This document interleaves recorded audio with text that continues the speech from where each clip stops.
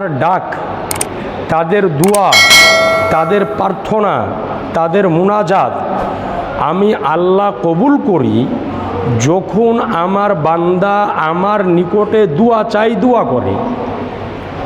আজিজানে মোহতারাম বেরাদারানে ইসলাম, তো আজ আমরা যে কোনো বিপদের সম্মুখীন, যে কোনো পেরেশানি সামনাসামনি হই না কেন, একজন মুমিনের সর্বপ্রথম এবং সবচাইতে বড় যে হাতিয়ার তার নাম হচ্ছে দোয়া করা। কিন্তু আজ সারা পৃথিবীর বুকে আমরা এত অত্যাচারিত, এত পদদলিত, এত লাঞ্ছিত, এত বঞ্চিত। আচ্ছা বলেন তো, যে আমরা এত অত্যাচারিত হওয়ার পরে আল্লাহর নিকটে আমরা দোয়া করি না করি না? একটু জোরে বলেন না। দোয়া করি, কিন্তু দোয়া করার পরেও আল্লাহ আমাদের দোয়া কবুল করেন না। কেন করেন না? কারণটা কি? এই কারণ কিন্তু কেউ আমরা তালাশ করে এখন পর্যন্ত দেখিনি যে দোয়া কবুল হয় না। তো হয় না কেন? আজিজানে মোহতারাম বেরাদারানে ইসলাম, যে আল্লাহ পাক বলছেন যে আমার বান্দা আমার নিকটে যখন দোয়া চায় আমি তার দোয়াকে কবুল করি। তাহলে সর্বপ্রথম কাজ হচ্ছে আমাকে ও আপনাকে আল্লাহর বান্দা হতে হবে। সর্বপ্রথম আমাকে ও আপনাকে আল্লাহর বান্দা হিসাবে বিবেচিত হতে হবে। যখন আমিও আপনি আল্লাহর বান্দা হিসাবে বিবেচিত হব এবং নবীর গোলাম হিসাবে বিবেচিত হব, ওই সময়তে আল্লাহর নিকটে যখনই আমরা দোয়া চাইব তো আল্লাহ আমাদের দোয়াকে কবুল করে নেবেন। বলেন সুবহানাল্লাহ। কিন্তু আজ আমরা আল্লাহর বান্দা হিসাবে কতটুকু পরিচিত? আজ আমরা হাজার হাজার মানুষ আল্লাহর নিকটে দোয়া চাইছি যে আল্লাহ তুমি আমাদেরকে সাহায্য করো, কিন্তু এখনও আল্লাহর সাহায্য আসে না কেন? কারণ হলো এটাই যে আমরা যে দোয়া করি আল্লাহর নিকটে, দোয়া কবুল হওয়ার যেই সমস্ত শর্ত সমূহ রয়েছে, ওই সমস্ত শর্ত সমূহ আল্লাহর নিকটে আমরা পূর্ণ করতে পারি না, বিধায় আল্লাহর দরবারে আমাদের দোয়া কবুল হয় না।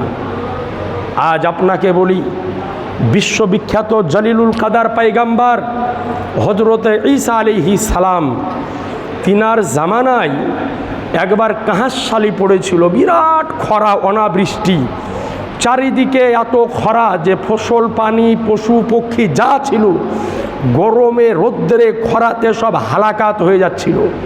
তো আল্লাহর পয়গম্বর ঈসা আলাইহিস সালাম তিনার কয়েকজন মানুষকে নিয়ে তিনি জঙ্গলে গেলেন আল্লাহর নিকটে দোয়া চাইব। তিনি জঙ্গলে যাওয়ার পরে আল্লাহর দরবারে দোয়া চাইলেন।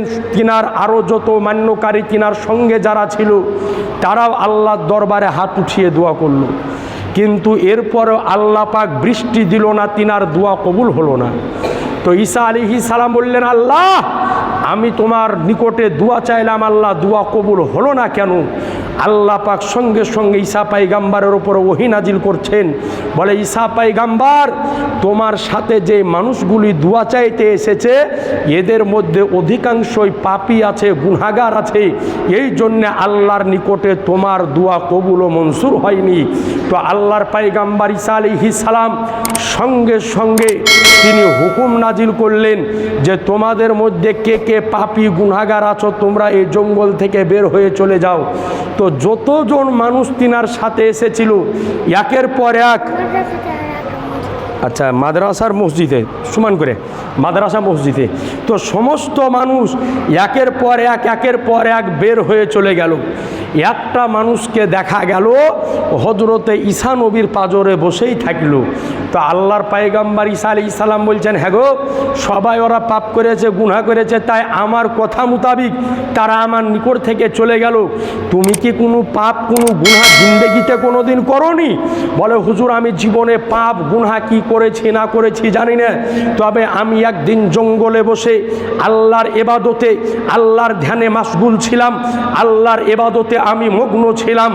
ওই মুহূর্তে আমার পাশ দিয়ে একজন অত্যন্ত লাবণ্যময়ী, একজন সুন্দরী রমণী, একটা সুন্দরী মেয়ে আমার পাশ দিয়ে অতিক্রম করে যেতেছিল।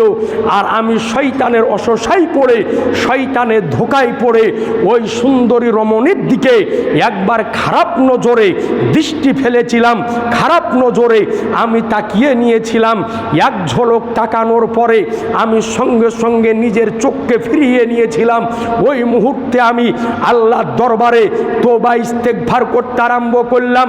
তওবা ইস্তেগফার করতে করতে এরপরে মনের ভিতরে শান্তি যখন আসে না, চেন যখন আসে না, ইতমিনান যখন আসে না, তো আমি সহ্য করতে না পেরে আমার চোখের ভিতরে নিজের আঙ্গুলকে ভরে দিয়ে নিজের চোখকে উপড়ে ফেলে দিয়েছিলাম।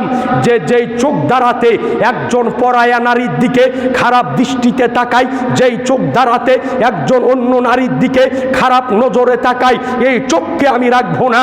তো সঙ্গে সঙ্গে নিজের আঙ্গুলকে ভরে দিয়ে নিজের চোখকে উপড়ে ফেলে দিয়েছিলাম। এটাই জীবনে আমি করেছি। সঙ্গে সঙ্গে আল্লাহর পয়গম্বর জলিলুল কাদার নবী হযরত ঈসা রুহুল্লাহ বললেন, তাহলে এক কাজ করো, এখন আমি তোমার পাঁজরে বসে থাকবো, তুমি আল্লাহর দরবারে দোয়া চাইবে আর আমি তোমার পাশে বসে বসে আমিন আমিন করব। তো যেমনই ওই নেক বান্দা আল্লাহর দরবারে হাত উঠিয়ে দোয়া চাহা আর আল্লাহর পয়গম্বর ঈসা নবী আমিন বলা, সঙ্গে সঙ্গে আকাশের ওপরে মেঘে ছেয়ে গেল আর আল্লাহ পাক সঙ্গে সঙ্গে রহমতের বৃষ্টি আরম্ভ করলেন। একটু জোরে বলেন না সুবহানাল্লাহ। কিন্তু আজ চিন্তা করে দেখেন যে আমরা কত পাপ করি, কত গুনাহ করি, কত অন্যায় করি, তাইলে আমাদের দোয়া আল্লাহর দরবারে কবুল হবে কেমন করে? গতকালকে আপনাদের গ্রামে একটা বিয়ে হয়েছে, তো আমি দেখলাম যে বিহার সমাতে যখন বলিয়া গ্রামে ঢুকছে তো মনে হয়েছে যে ফিলিস্তিন জয়লাভ করে বোম ফাটাইতে ফাটাইতে গায়ে ঢুকছে। বলেন এটা কোনো একজন সভ্য সমাজের মুসলমান ঘরের সন্তানের কাজ হতে পারে? একটু জোরে বলেন। আমি আপনাদেরকে বারবার বলি, আমি আপনাদের গ্রামের ইমাম, আজ 8-9 বছর থেকে আপনাদেরকে বারবার সাবধানতা আমি করে আসতেছি যে আপনারা মোড়ল সর্দার যিনারা আছেন, আপনারা কি করেন? কেন বিয়ে উপলক্ষে কেন গান বাজবে, কেন পটাকা ফুটবে? আজ চারিদিকে মুসলমানের ওপরে এত অত্যাচার হচ্ছে, মাদ্রাসাকে টার্গেট করা হচ্ছে, মসজিদকে টার্গেট করা হচ্ছে, কবরস্থানকে টার্গেট করা হচ্ছে, আর উনি বাজাইছেন